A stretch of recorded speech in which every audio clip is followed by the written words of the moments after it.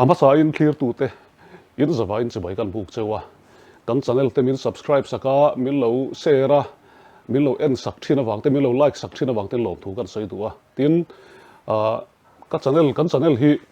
min la subscribe che lo ni point min lo subscribe sak ve turin in khong ena te kan deal masa ani voina hian thil bang ron ti ka tum lawa ol rem chana photography chungchang keima e zona chungchang te pathian na tho dan chungchang te thil enge boron share ve cheu ka cha ka chumi pa chuan hei ka soi pa hian ka thalak then khat te po a phena ka ron tilang tur angai la a tha ome ti chuan photography chungchang ka lu pui don chewa voin chu e zona tla ka ni em ti te a ha thla kem ti te ki tak zet ta pianga em ti te hi soi kwal ve de du angai in ka ria photography hi Mizoram tu na chuan kan choi chho zela kan choi nung lar chho viu to ani photographer thatak tak thiam tak an lo chuak zela alo mom ka tia heti kara hian e zona tla ka ni em ti lai te po hi min lo thir sak turin e longai thaturin kan du chewa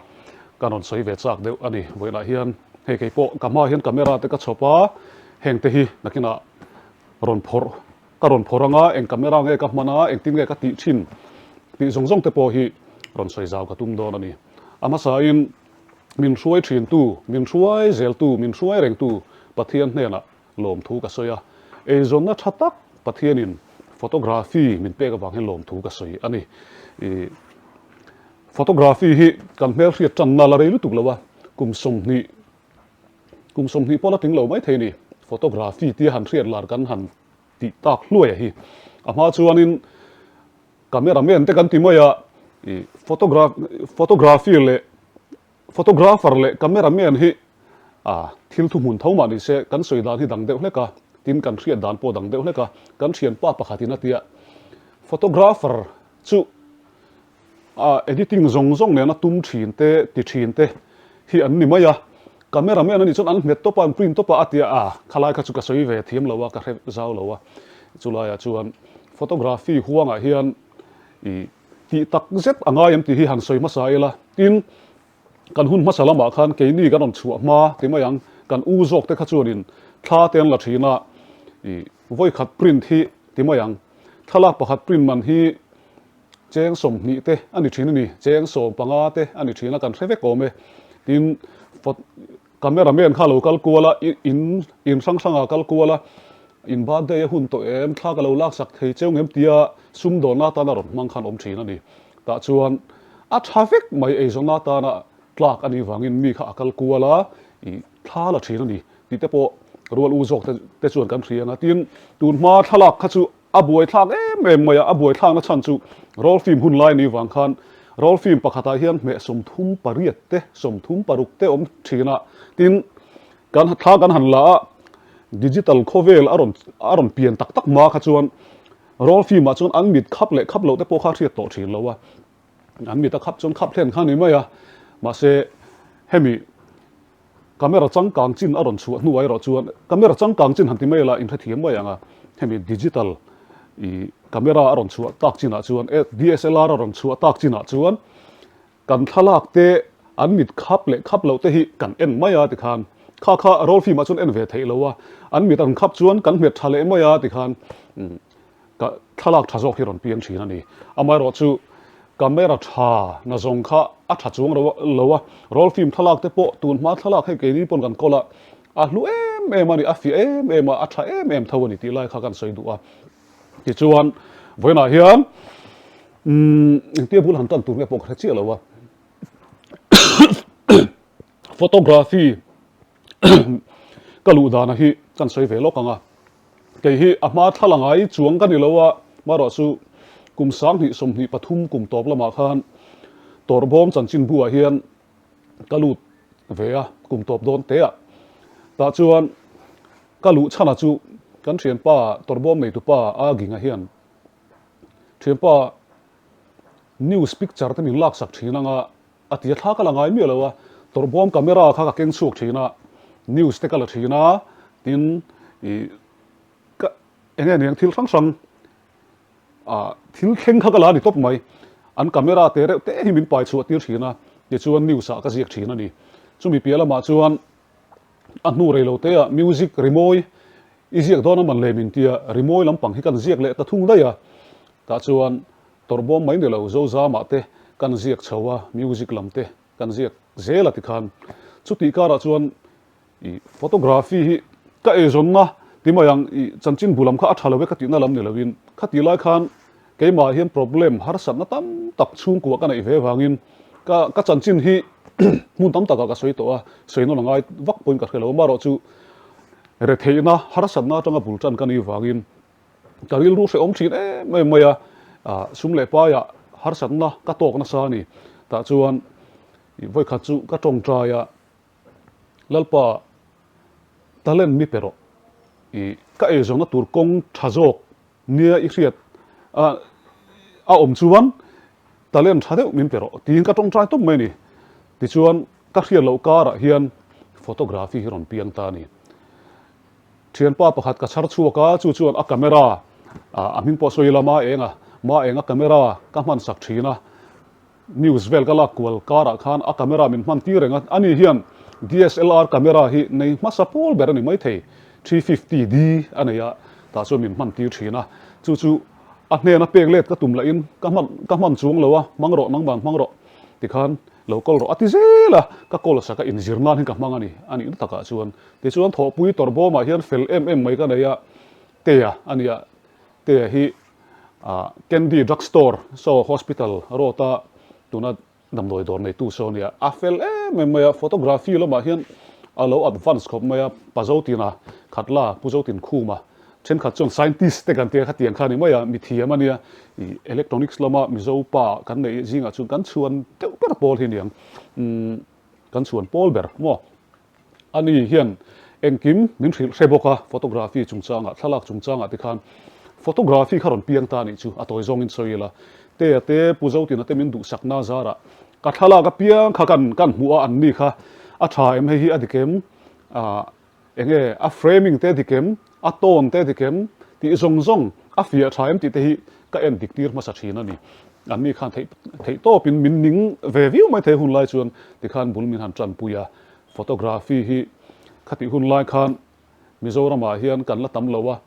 dina graphics ne che hian kal filor deuh bik hakan lania photographer dang te khan min lo ngai thiam sela dina nen khan kan la char sang ni panga sang ni paruk sang ni pasari chawa kan tia ti khan ti chuan photo house hian digital printing kan ti photo book kan ti kha anon siam thara ta chuan photography man te po hi kan ti dang lam ta dor ani ama chuan 5/7 ti ang chi te kan print ve thina i chu ti la chuan thalang man po to theilo ma se photo book aron chu achi atang khan photo house a kan print thina khatang khan a sing bi khan kan kalpui ta ni ti chuan kum sang ni paruk kum top nge ka hello sang ni pasari thla kalak fe nu to enge ming ka in phu aveng o ka ti kan thian pa pakhathian photography lam hoi zong hian ti la ti chu te tho chuan mal so ma photography ti kha ka in phu chuak ve ta ni ka zak khop mai mal so ma photography ti ming han phu ta ka kha i ama chuan mal so ba ti khani maya thala tu wa khan ma se tu na chuan pathian khong ida zara mal so ma photography ti hian mi te pon min riat na te po lo ni ve a chulai chu kan soi hong ma sadu ani ti chuan ka thian pa camera kham hang reng si khan ami ta man reng chu ti in thalak kalak chuwa tanga ka in khol ve tang khan i bungro thar le ve chang na aron piang zela ka me chu piang kha mang zo hal mai lovin ka khol ve thina ni ka khol na tang khan voi kha chu doctor chilan ming liana doctor minga khita durtlang surgeon pension ta kha Padmasri ani ama hi a fel maya photography lama kan in kom chawa a 40D kha milei tir ta ni second hand ani chu man tlom te milei tira kalom khop maya kha han bul kan tran chawa 350D ka manga 40D ka leya ti chon bul kan tran zela kan ti chho zela i thala ka ron piang chho zela ti khan pathian khoi na zara thalak tur ron om ve zela ti chuan 7D a hun laia 7D chu DSLR crop sensor kan tiang chia a thaber pol chu ni veng ka in tuak nga ve ta ni thil dang i ka sum mu na ka sum mu piang bai hi ti mai ang camera man le a che vel mana hin ka mang zo zela chhum ko tan poin ka mang le thei lo ani ti chuan ka ti deuh reng don 7D กันบังอ่ะก็ละโชว์เซละที่ขัน 7D จังขันปุ่มมิงอ่ะกล้อง 40D พอจูมังวักตลอดขัน 7D กับมังโชว์กับมังเซละ2012ฝากขัน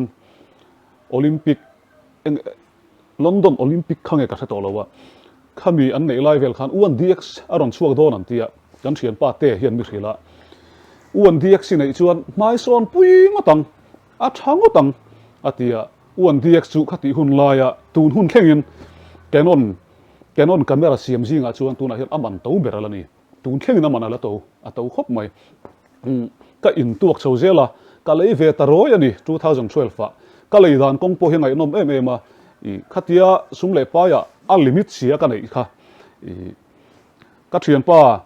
มาลโซมา IRS มุมไบอะอมไลเฮียนนี่อันนี้เนี่ยเห็นกันอีกกลมเงียมีหิดุสักมากันอินเบฟวะอันนี้บุลากาสยาอันนี้ปนกะโลปุยังเจที่อิน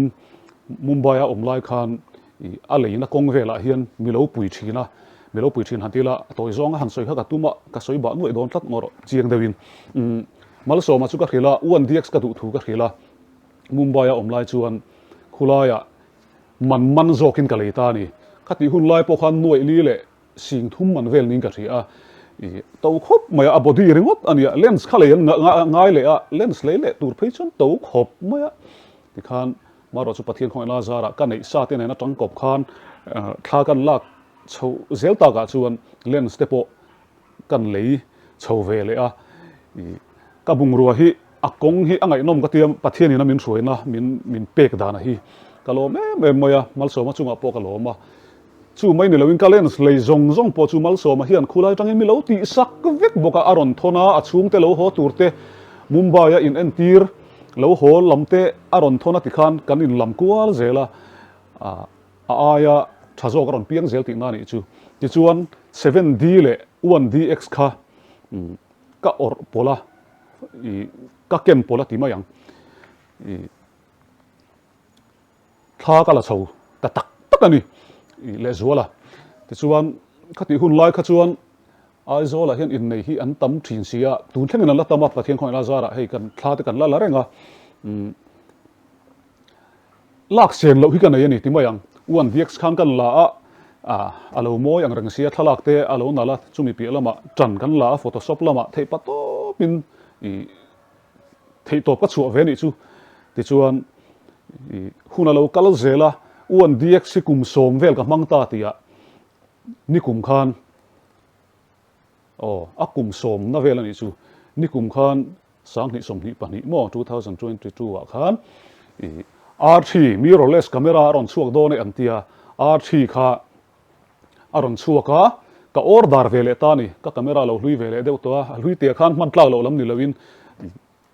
ตุนไล่ข้อเวลาชวน mirrorless อารอนช่วงตัววางินก็เลยเวงง่ายๆก็เสียในเราจุงอินติมายังกัน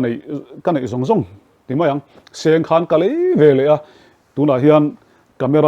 ปฐุมก็กอลเมกันนี่อินข้ามีการละก็หันก็สวยไม่จูวัน DX กันในไลน์ขัน 7D ก็ขัดมันตัวกล้องประคัดเจ้าก็กอลวางินประคัดเจ้าในที่บวยทางนัดจีนออกมาอาชันจูหุ่นช่างอัดท่าก็ลางหน้าเฮียนินerror เตลออกมาจุ่มปีละมากล้องหันนัวทัดเตนในที่นั่งวางินเบกับพิกกอลเงี้ยเนี่ยเรียนนักกันเนี่ยทลากหลักโลลายะกล้องอาลูฟังก์ชันโลปัลเล่าจวนนินบวยนะฮะนี่มายามีทลากตูร์ชัตูร์เขากันจางเล่าเทียจุ่มนี่วางจวนตูนแค่เฮียนอินในท่าก็ลากน้ำมุนเปียงเตฮิจวนที่ชัดเละเทอมโตสิละว่าที่บวยท่ากันนี่ที่นั่งวางินบอดี้ปันนี่กล้องปันนี่ที่ก็เก่งเซลโตอันนี้อะไรโตจู่เดี๋ยวชวน 5D Mark IV ค่ะอาการละกันนี่จู่อ้วน DX กันนี่นุขันกะเลยเลย5D Mark IVปะมาลโซมาอันเชียนป้า IRS จู่มีชวนมีรอนเลยสักเลยมีรอนทนเลยเวกาเลนส์แต่ปะมีรอนเลยสักเลยเวกากำมาโมซงค่ะเดี๋ยวชวนฟอโตกราฟีฮีตูนเล่นวุ้งตะกินประเทศของเอลาซาระกาลกัลปุยเทียสุดที่การะชวนคริสเซลงามาประเทศนึงคริสเซลนะชาเตมินเปียติน chung te backup that na te poi ngai ve ni I zana rei tak kan benga resale na hi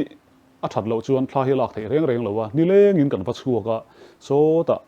la deuh te kan kala thing tlanga te chang chuan vai rama te kan kala min ko ve a kan zu kala a ha thlak em a anom pi lama hian ti tak zeta ti angai wangin chu tiang zonga chuan chu resale na tha min petu pathian ne na hi lom thu ka soi du ani voina hian ka camera chu tiang chu ania ngoro kan hong ve langa hei hi 1DX camera chu ni tuna ka kolmek hei hi ka mang na sa tu thlenga kala man na sat berani kum so ma chuang towa ka soi kha ni chuna a hun lai chuan hei hi noi li le sing thuma ka le ni a body rengot thi tuna ka lens tenen hi chuan noi nga a pel le duai mo ni anga camera man hi to em a chu wangin thalak man te po hi lela ma chuan a to lo thei lo ni than ti ve ila hei ti hian kum so ma dai ani hei hian kum som ni poi dai mai o mang o ka tia a thala khi moi sia nal sia mana nuam box sia tin a liana ama hi hei a grip te hi phone nuam ma han me vel le ti vel nuam lutuka tin a thala khoi po nuam thalak nal na a thalak anal sa wang hian khoi po han nuam mai ani tin arang a kan hria thiam dan tur chuan hei hi sport photographer te MotoGP kan ti te World Cup te pon yang chu in khel EPL kan ti zonga an man tam berani 1DX he camera hi an mang tam em ani ti kha kan soi ma sa duwa ti chuan tain ka da zelang ngoro tain da lu le zo camera back te po hi thade na yanga ya kan chat mai lo tur tlamai mai lo tur tin film khur hi ngai mai ni hei hi 5D Mark IV chu ni 5D Mark IV a hian tuna hian 35mm 1.4 ka mount me ka vu me ka hei hi camera thalut tuk mai thawani 5D Mark IV hi tuna hian a thar hi karin danin noi thum le ti velani karinga alen si hemi ka vu lai hi ka lei lai khan noi khat sing li velin ka lei boka tiang chon camera man le a che vela hian poisa ka seng hnem lu tuka ka tui boxia a boi thak ti khan photography tui ho kha chuan in lo the thiam ma yang thala khi ti mai ni lo sen so tam lu tuk iti tak zet da iti chun zom pe lo phei chuan poisa choi thon na mai ani ti chuan ni kuma kali thar chu hei hi mirrorless camera ani hei hi noi nga man vel ania a body hi hei hi lens hi 2870 f2 kan ti mo aperture f2 ania hemi lens ringot hi aman hi noi thum vel ani aizol re ta chuan noi thum vel ania tling lo de mai the ka relo wa ma se a tling tong ti hian chu om se chu he ringot hi noi riat man vel kha lo ni ringot mai ni to em mai a chu mi me chuak tur chuan thalak engzang ek me nga yang a tam khop mai chu wangin kan thalak hi a thona me mai har ve de ulek tam tak chu thorin kan me thona in i thalak min lo me te ti na zong han me hi har ve ni kan body mana towa kan voi khan me per mana hi asang ti na ni chu wangin photography huanga photographer tam takan oma i camera nei thana zong lo in tir ve ngot ang chi te po hi le lama chuan a that view rolin khoi le lo nga ya se i sen so pia lama hun tam tak se na ngai wang hian a thei ram chun photography kan choi nun don chuan asum le pai ang zonga kan chan tir thiam hi poimo ve ni ti lai ta kan soi kol ruwa chuan RC hi 1DX ne hian amanin an ang tok vela 1DX si Mark 3 chuak to wangin a to zogin ka ria hemi man ai hian tuna hei a body hi lian ve ta ni hei among lam te po hi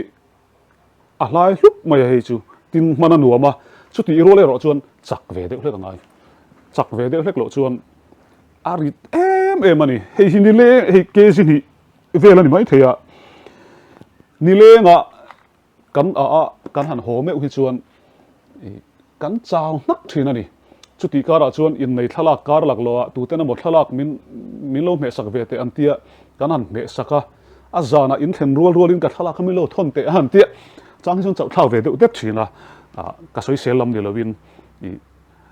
ka thalak sak to thin ka lo pek chu mai lo te po khan mi lo the thiam ula khoi vele nga ya raw file ten kan han la raw file kan lak chuan convert le nga ya convert chung lo rei le a ti khan ti neu tu ra tam awang hian thalak hi a chuak zung zung thei lo ani ti lai de kha kan soi kol duwa hei hian kai noi nei ta ni camera ringot kan nei hian thil hi I atluang pur lo anal pup lo hemi ringot ka me chuan thalak hin anal chung lo ta ni camera thatak po ni ma sila chu chuan kai noi anei le chu flash angai nge ta ni photography lam kan soi kan ti kha hei hi tuna hian 600 ERT hi pathum kan ya hemi man hi tuna hian cheng singli le sanga vel ni karinga pakhat man hi chu hei ti hian heng hi ka bung ro man chu ni pathum kan ya ogal la chuak vek lo mai thei hey 600 thau hi enga tinge a tha zel ka man enga tinge a to zel ka man ti kha zona lo mai theya a tha kher ka man na chan chu ei zona na ka man wang ani a tlo ka du wang ani ka lei zung thei lowa chu wangin ka soi to ang khan uan vx te po heng te po kum som chuang ka mang to ala thavek ani camera then khati chu satar count kan tia kan me tam chuan a thi hun khala om thina hei hian satar count hi angai poi mo vak lo nge mari are to khop mai tuna ka camera kol zong a chuan uan dx ka ngai na berani tun thlengin kala ngai na berani ti kha kan soi zoya ti chuan hei flash hi ka mang teu ge chuan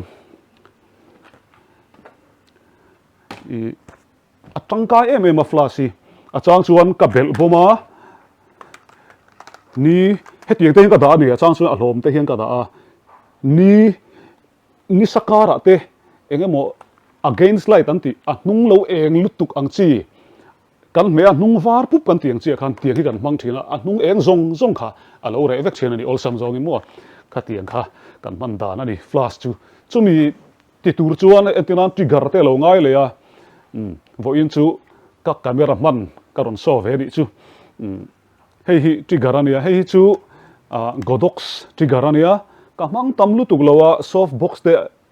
kabula hianin camera hei helai vela camera kai noi thil tam tak ka da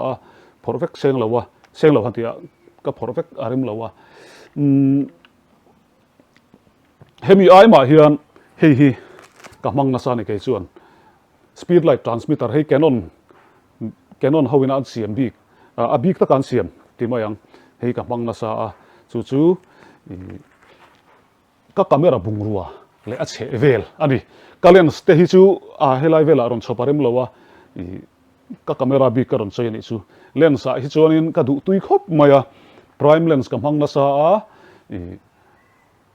85 mm te 50 mm 35 mm hemi enge kan mang tlang lon ang chi hawi chu ka mang na sa ni heng hian min puya tin thalak thiam ber kan ni lowa thaber kan ni bok hek lowa amai ro chu ka bungrua ero hi chu thei patop chua ka khola tanga ka lei ve ni wang hian ka rowa aman to ka lei chan hi anei ve bok na chan chu ka thiam hian dai seng bik lowa ma se aman to na chu thalak po helo moi nge ni ti lai te kha kan soi kol duwa chu ka lei chan po ani ti chuan thla kan la in nei thalak te kan la ka la kual na sa zana te lai tak taka kan honga kan chaw em thin ani zan rei tak taka edit an ngai le a in nei thalak pakhat hi alo bera ama chuan zan khata ka zo vek thei ka tlai war pui pap thin ani khowar thleng hian amai ro chu taksa hi di mangai ni ti hi ka riat chu na are vak lowa voi khata zo vaka a nuwa mu chuak chuaya thawalak le ai chuan zan meng rei lutuk lowa lak dan te poi edit dan te poi ka zir chho ve meka tuna hi chuan atlang puin thla ka lak kan edit hian dar khat ba khi ka thleng zan lai dar khat ba khi ka thleng vak du to lawa ma chunin chu ka ti chu khowar thleng khang kan edit thina tu ne ro chuan hun kha ka inspire thiam to mut tam hi ngai ani photographer tan lak rei kan du chuan ti chuan in nei thalak ni china ka soi kha in nei thla ka lak hian tuna chuan ama a zan khata zo vek thin kha tuna chuan zan ni te zan thum te ka khoi lui ta ni ka khoi lui na chan chu ka taksa ka ren zo ka wangin mal so ma thalak chu awa chuak lai ve te pon lo ti ve mai theya photographer wedding season alo ni le to atuna po thale chote September October November December booking kharon om le to ni thakata khan tha chu ti zat kan lak chuan a thak me ma thalak hi avalak ni te hi chu nu ma edit le ngai thina wang hian a chau thlak thina ni chu wangin nguang chang smooth de hlek nal sia kalpui kan du chuan hun kha re lo thelo zan khata chun tuna poka zo vek thelom maro chu amoi edit moi te kan du wang khan zan khata zo vek thelo zan ni tal hi ka eng lo thin hun ka mang thin ta chuan in neya tam phei chuan entinan ni lai ni an lo in neya ni lai tho tan zir top alo ni ta ti chuan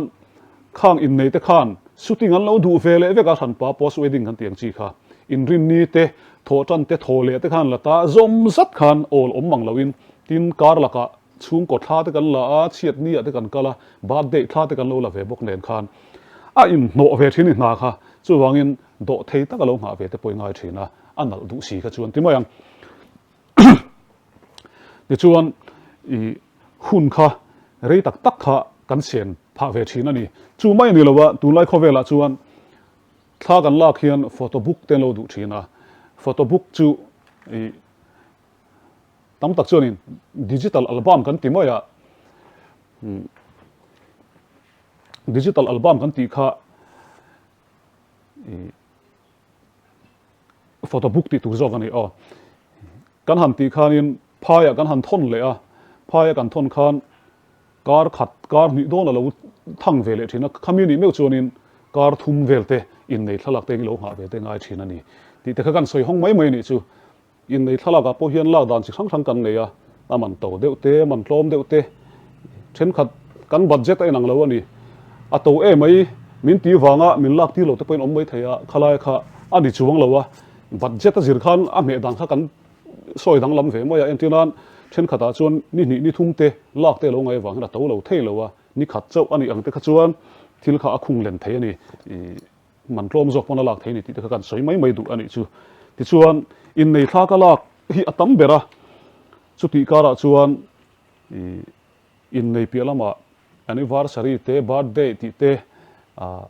thil tam tak ani chu chiat ni te polo oma ni china ka soi to ang khan chiat ni pialama hian mimal anga thala entinan model te pon yang chu model te poi kan lak sak ve ma ro chu kala tam lem lo model lampang hi chu thil kha variety takin kan la ni chu mi pialama chuan YouTube channel te kan siam ve ta ka hian ka thalak hun ol kara hian enge YouTube channel te kan ti ve mai maya ka hun ol nei kar chawin ka ti ni then khatin thalak hi ati tawak lo nge man le te min lo ti ten om YouTube ka ti wang hian YouTube te hi chu om huna thil ti mai mai kan chu awana ron ti lan kha ni maya ka thalak hi ati boi lo wa enge ati moi lo pha hek lo ati la kan soi du ani ti chuan a ha thak lai te hi kan soi du a zana ari tak tak kan han menga in nei thalak ka han khoi phei chuan mel mai pakhat ringot khoi chung the rei me mani thalak sang khat don ka han la in nei thalaka bik takin khang kha amal te tein ka han khoi le ha thak me mani chu wangin amaro chu ka van ya ke hi zai mi kan ya pathian in talem thandeu min pe a zai lama ka zai thiam em chung lo wa maro chu ka tui em a chu ti kara chuan zan lai ateng ka tho hlota in ti harnang ka te hei ukulele te hei he sira hian keyboard te kan chop ve a ka va zai khrepa ka zai khrep zo nuwa thalak kan khoi le te khan in ti har thiam te hi ngai ve a nilowa ma ni nangai ngar han khoi hi chuanin in refresh lo chuanin nin oma kal thina chu tiang ni lo se chuanin photography poi kaning view to mai thei ma se pathian khongena zara ka ti tir atanga vo in ni thleng hian nuam ti takin kala thok thina ni tin damlo ni khote po oma covid lai te po khan khri pui len lai te po khan kan chuak reng thowa a boy thak em rol khan nuam ti deuh khan kan va thoka khosik deuh ar chung te khanin kan chuak zingania ti mayang มาเราจุปะเทียนของนาจาระเอ็มกันติลวะอาหารท่ากันนี่อาจารย์ชวนสิทธิ์ล่างเอ็มเตอมนะเอ็มจุงเต็งกันชัวก็ตีเราเทสีแล้ววะมีอันเราบุกหลักโลต่อเสียแต่ขันเองปะเทียนนี่มันเวงชินที่ไม่ยังตัวจงอินอารมณ์ผมครบไหมทีนเจ้าเด้อโจยเด้อนี่ที่มีสิ่งเห็นกันไหนเวก็ถ้าโทษเราเด้อนี่กันหันไหนแต่พอเฮียนเก็บพวกกันถ้าถกตูอินในท่าว่าละตูแล้วก็สวดแต่เฮียนอาจารย์จนเจ้าเด้อนี่กันไหนทีนมาเสโมนูอินกันแข่งจีอาจารย์เฮียนอันนี้เจไลกันหันลักอาจารย์เฮียนเกี่ยมาเฮียนปะเทียนเฮียนจักนั่นนี่เราไปเลยทีนะลิมเด้อวินลมเด้อวินรวมที่เด้อเฮียนกับเบ็ดเลยทีนั่นนี่จุงแต่สู้กับฝานนี่นะปะเทียนนี่มันช่วยดันอันนี้ส่วนน่ะกันสวยนี่ตัวน่ะเฮียนฟอโตกราฟีที่ดังข้าหันสวยวักตัวก็เท่าว่าทีนจูแล้วนี่ส่วนกันสวยเซลตัวร่างกายละทีนกัทลากาเฮียนปะเทียนเฮียนมินเวงมาซากติค่ะไวรัสมาแต่พอไว้ตั้มกันเราก็ละพายละมาที่มายังจุดที่ยังแต่พอฮาร์สันนัตโตกลวินมินอมปุยเซละทีนทิ้งกลางละมาเต็มหุ่นช่างกันกูลเนมบกะจุดที่ยังแต่พอปะเทียนมินเวงหิมชีนั่นนี่กันกัลกงเตฮาร์สันนัตกันตกทีน่ะ experience ตั้มตะกี้เราช่วยเวททีนั่นนี่จู่วางินปะเทียนที่กะลำทีน่ะมินช่วยตัวนี่วางินเว้นเพ่งเห็นกะโลไม่มันนี่ที่ข้าจงกำบ้านนู้นก็สวยนี่จู่เว้นเห็นเสียกโลกเลยไงตัวโลกก็ทิลตีกันนี่แล้วว่าก็จงข้าแล้วเพลสูงไม่เทียอะไรคมตอนนี้เราเทียมไม่เนี่ยจู่แต่ส่วน wedding photography บีคิดกันสวยโลกกันอ่ะมิโซะส่วนphotography ซิร์กันตั้มตุยกันตั้มสวยฮอนดูกันเลยจู่โลกเอ็มที่ลายฮีphotography ฮีทลากฮีอิติชัดไปส่วนโลกเทียนี่ที่ลายฮีกันสวยดูโลกขันตีขันเฮาสักปุยนตัวที่เลี้ยงบ่าวเรามาเราจู่อิติชัดไปเราส่วนอิ survive นตัวอินุนข้อชั่วนตัวที่จะอมังที่ลายฮีก็สวยดูตีชัดไปเราเราส่วนบุงรวยเลยยังตบเดรันนี่ไหมวันนี้ขัดที่เมตังทลากที่เราหนักเวกเทสีเราว่าโซลายมุ่นมวยเดียวกันว่าละหนักมาทลากกระเทียมตามบ่อินที่อลคบไหมมาเสมุ่นเร็มเราลายบ่รวกดิกเราลายที่ไม่ยังที่บ่รวกดังได้ยมเวเนียที่งาทลากันหันเลยจู่ทลากที่กับว่าเราเทียมเราตักกันนี่ที่ดีไฟแท่งเหียนทลากเทียมเหียนตบอันนี้เราว่าอินซีร์เบลเร่งอ่างไงนี่เช่นขัดจู่กล้องอาหารเลยอันพูดทุตามาเราจู่อันเม็ดไรไปแล้วอันดามัวเวลไม่จู่เตียงจู่กับบุลสวยเลยต้องตั้มตักกระเทตัวนี้ป้าขัดอินมิถิลเพยจู่กันฟ้าป้าจู่อันตัวน่ะจู่กล้องที่ดาไม่จู่เสร็จจู่กดท่าลากพอเห็นคอมพิวเตอร์ตั้งเงี้ยพอดาลุดไปแล้วว่าที่ขัดเตียงข้าอันนี้ฟังอินทัดเชตันจู่อันฟอโตกราฟีที่จีเราบุรุษที่ขันนี่ตบไม่นี่กันฟอโตกราฟเฟอร์ข้ากันไต่ไม้ที่นั่นลำนี่ละวินเทตบชัวไงกันบุงรัวมันหูชัวก็อะไรรุตุกจู่ก็ใส่ตัวอังคารให้เตียงมันให้โตรุตุกมันน่ะตัววางเฮียนเทปตบกันชัวไงนี่เกี่ยปะกระสุนหูน่ะตำโจกที่ฟอโตกราฟีเบบ่มาเห็นกับเบลเซละจู่วางเงินโลกปุยตักเทแล้ววันนี้มาเสกันชุ่งกัวในกันนี่ชุ่งกัวโจมนานกับมังอาตัวน่ะเฮียนเทโตบกระชัววางเงินประเทศนี้มัลบินโสมาดินกันเทียมนับเปียละมาเฮียนเทโตบกันชัวฮีประเทศนี้น่ะดูนี่กันทิลตีน่าเร่งเทปโตบกันชัวน่าชวนมัลโสมน่าเราอมชีนั่นนี่ประเทียมมาเสอติทับไปเราทัดเสตีไอชวนทิลตีติตักเจ็ดที่มีนั้นสวยเฮียนจู่มัลโสมน่ะอันนี้ชีนั่นนี่จู่วางเงินท่าละเมกเตะเราติดจันตีเมกโปขันอินเสียตัวจู่กันเสียตัวจู่เทปโตบกันชัวตัวนี่เทปโตบอินชัวตัวนี่ที่ลายกันสวยดูอันนี้อินในทลากบีกะเฮียนนี่จริงทันสวยกับตัวมันก็สวยกว่าเลยได้ยังมิโซรามาเฮียนโลกเบอร์ทลากโลกเบอร์ที่จะพอฮีช่างโดนี่ละท่าอินกระเสียทลาตุตำจอกชวนสวัสดิ์ท่าเตรำท่าเตปังปาร์ท่าเตขวายท่าเตเช่นนี้อย่างอันละมวยเฟกมาเสหัลนัตูร์โจกะฮีบอยทักเชนนี่ขัดยังข้า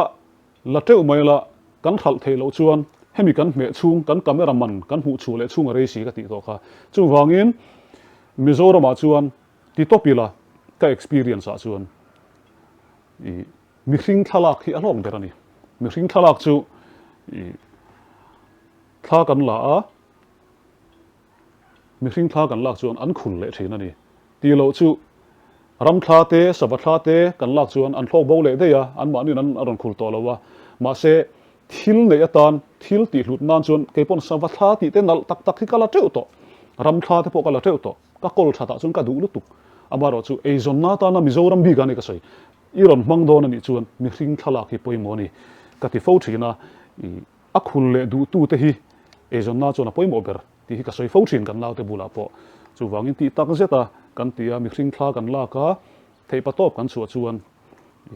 ei zon na khopi chu om ve mai thei han ti la a om keipon ei zon nan ka manga nang pon ei zon nan mang thei ni nang ni pon ei zon nan mang thei ni ti te hi kan soi du ani tin in nei thala ga hian hei a hnuai hian ka number ka drop don drop du na chan ka nei chu ka number lo zonga heta YouTube pa te IG a te po hian ka open thona chungin min lo zo thowa I number ka van thredu ve an tia ta chuan in nei thala kan du te chian ni that ni vel le thil engemaw thala kan du hian ka number hi min lo zo thina a ol samnan ka open ta sa IG lama po ka open vek thowa maro chu YouTube lama hin kala da chelo wangin hela hin kan danga I ka number hi adu sa chuan min ron be popanga thalak turin nei le engemaw booking in ti du pon ati the ni ti lai kha kan sai du a in nei thalak kan lana sa ka tuina ania tin mi hring hlim thalak te hin nuama thla tam tak ka lo la ve to a ta chuan in nei thalak hi chu dang tlat maya an hlim me ma kan hlim me maya han chau deu ni poin ka soi tong khan kan har ve le thina tiang chu ani soi du lo te ang thalai kha ka soi leng o life filang chun zo na kha om thei tu ni ma se ziak lok eng ma om lo ngai tu lok eng ma om lo ka ron vlog deuh thu ta wang hian a har sa ve deuh hleka thalak chung chang bi ka chuan soi do ni la pathian in hemi ka bung ruwa manga na tho dan le thil mak ka ton te po hingai nom tam taka oma maro chu min kom na dang te ma yang photography chung chang min kom na dang ate ka lo soi nual to wangin soi chu vek po ngai lo in ka ria voin bi ka chun khati chin khani mai sela ka thalak te hi du le akara hin ka ron zepanga ka ron tilang zo zo turanga ila in nei thalak te hi a hluwa naki rada that le turani wangin kan soi du ani chu lai te chu tin thil pakhat in nei hlutna te po hi han soila thome thala tu han ni ta ga chuan YouTube lama Christian chung kuati te ka vei thu te mun sang ka chuana hen ka soi jing khop maya chulai chuan in nei thla ka la na tanga ka experience pakhat chu in nei hi a pathian thu ma kan dam chung thil ani wangin film khur turani uluk turani pathian thu in nei turni tilai te kan soi du a chan chu in nei hi thalak moina ringop nilawin in nei moina tak tak jok chu kan in nei rei nuwa fa te kan nei nuwa te kum local fe nuwa in nei moina hi poimo ka tia thalak chu nal khop mai ma se anu kha a then le ta ni kha an pa ne then le ta ni kha ti hi soi tura tam lu tuk Mizoram hian chu wangin Christian chung kwa bok hian bul tan anga ya kan in nei tira tang hian bul tan tur kan ni voin chu om lam la nuam fel chi lo dewa ni nom deuh mai the voina hian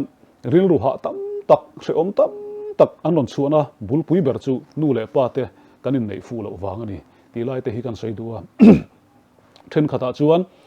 nu le pa enge in ngei lo wang in then wang te a fa te a sual kong zo ta hian tam em maya chu wangin in nei na moi tak kan nei na tur hian bul kan tran na hian thei pa to kan chu tur ani ti zong zong te po hi se thar le la tha ome voina hemi ron ti lan pa ka bung ruwa te ron ti lan pa ron soi mai ka cha ka chulai chu kan soi kual ve du ani ka soi tong khan ke ngei pon ka tong nem to ka thalak pui tam tak po yan tong tong reilo te in nei hi kan tam lu tu ka hi ka vei tak maya tanin nei ni chon kan hlim viawa maro chu in nei na tluan thling in nei na moi zok thalak aya moi zok chu in nei na tluan thling Christian chung ko kan ti lai hi amoi em ani ti te hi voina hian kan zep keu du ani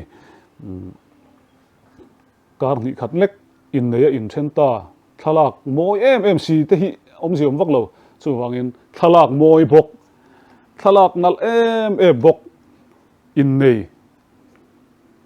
Christian chung ko din tura chung ko hlim tak nia fa te ne na hlim tak a chen hoa in nei na moi tak nei zel tur hian ka thalak te sak to te kalalak zel tur te poi ka cha du a chu apoi mo ka tia zorama hian sualna tam zok lo pian chana hi chung ko dik lo wang te chung ko fel lo wang te aron piang tam tak ani wang hian kan in nei ma in nei ringo poni lo in nei ma tang hian engtin nge chung ko ka dinang engtin nge ka chung ko hian ro ka relang pathian thuin ka kai hroi don nge ti zong te po hi kan in enge kan in zo ve fo apoi mo in ka ria save the date kan lak don atanga moi tum em hi chu a tha lu tu ke pon moi em alak sak zel ka du ma se save the date atang hian mo he takan ril ru hi kai kual chawila chung ko ka din na tura hian khami save the date ka lak nia ka du uluk ang chi bok khan ka chung ko hi du ulukila te chuan zorama hian politics a in chir the nuai na te enge mihring mimal ang zonga in chir the nuai na ang chi te in huat na te ru na te boina tam tak kan pumpel theyang mi in Christian chung ko adin na chuan a ru ngam mi lawang mi in Christian chung ko adin na chuan mo mi dang a holawang a chung ko khan pathian lal tir bel adu chuan adu am lawang thil sual ti du na anei lawang chung zong a chu kan hriat chuan he in nei na thalak moi tak phena hian in nei na moi le zual om don ani ti te hi kan soi du ani kan zep ve zo ni chu lai chu khati chin khani mai sela remchang awmani chuan photography bi karon ti chuaka comments vela hian zo du in nei chuan min lo zo tula remchang hun ka nei masak bera lo chan le ka tumanga tuna hi chuan hei ka chuak do na ke po ka chuak do na wangin ka hun ala ol deuh se ka tia remchang ala in he thil hi karon siam chok vel mai ani ege camera ka mana in nei thalak hi a hlo kem ti te engchen nge kalpui ngai ti kha thiam lo takin in ring lo takin karon soi ve ni tam takin in lo hlok pui ve nge ka be se a tin thala thar te ka du saka thala thar tir te kha thei pa top chuaro ni chin ka soyang khan survive na khopi chu om ve ni ti te kha karon soi thleng le du ani min lo thlir tu zong te in zawa in lom thu ka soya kan channel te min lo subscribe saka min lo share saka min lo en sak fo thin turin kan gen le chawani in zawa in bye bye vek ule